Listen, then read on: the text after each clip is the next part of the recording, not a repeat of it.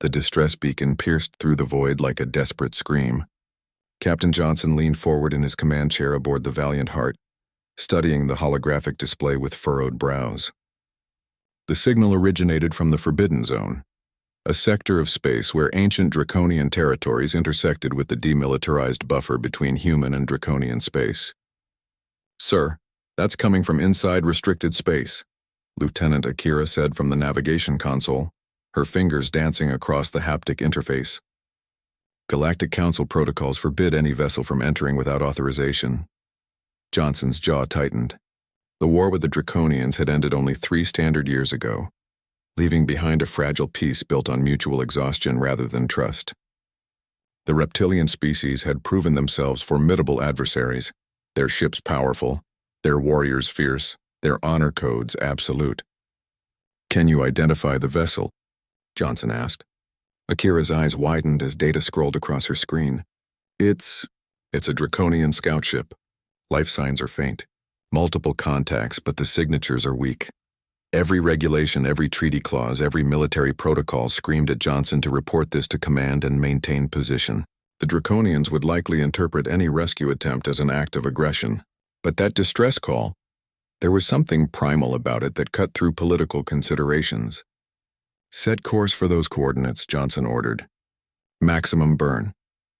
The Valiant Heart leapt forward, her engines flaring brilliant blue against the darkness. Within the hour, they had reached the damaged scout ship tumbling slowly through space. Scorch marks scarred its hull, the unmistakable signature of meteor strikes. "Prepare the boarding shuttle," Johnson said, rising from his chair. "Akira, you're with me." "Sir, with all due respect, this could be a trap," Akira warned, though she was already moving toward the equipment lockers. "Then we spring it together." They suited up in EVA gear, Johnson checking his medical kit twice while Akira secured a plasma cutter and emergency repair drones. The shuttle detached with a gentle thunk, carrying them across the void toward the crippled vessel.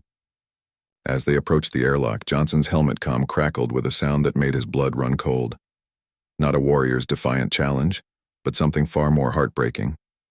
Small voices, high-pitched and trembling, speaking in broken galactic standard. "Please don't hurt us. Mommy is dying. Please help Mommy."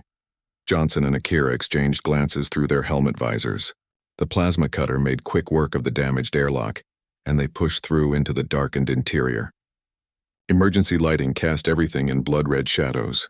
They found them in the cargo bay, 3 Draconian hatchlings no larger than human children, huddled around a massive adult female.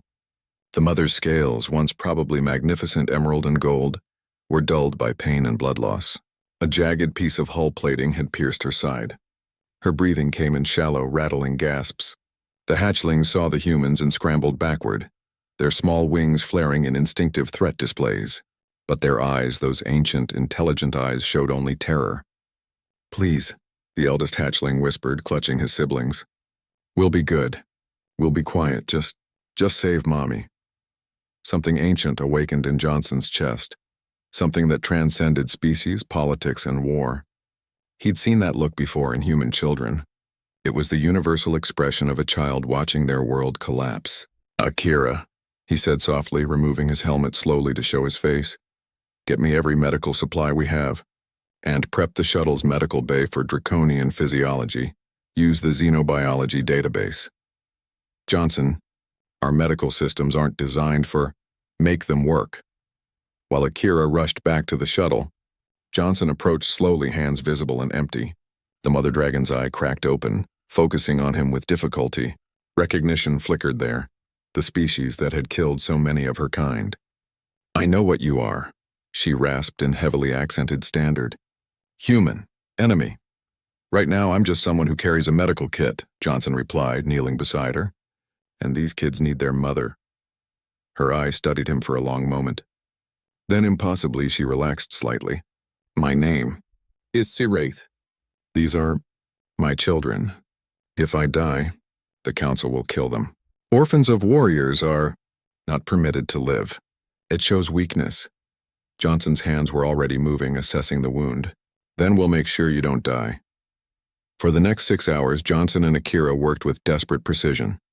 They stabilized Siraith, using human medical techniques adapted on the fly for draconian physiology.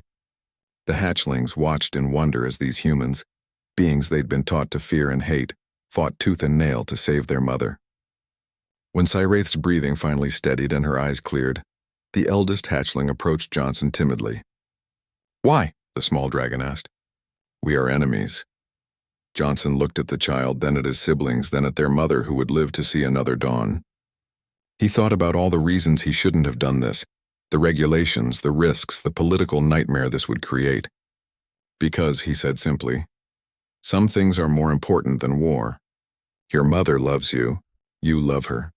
That's not a human thing or a draconian thing. That's just life. And life is worth saving." 3 months later, Johnson stood before the Galactic Council expecting court-martial.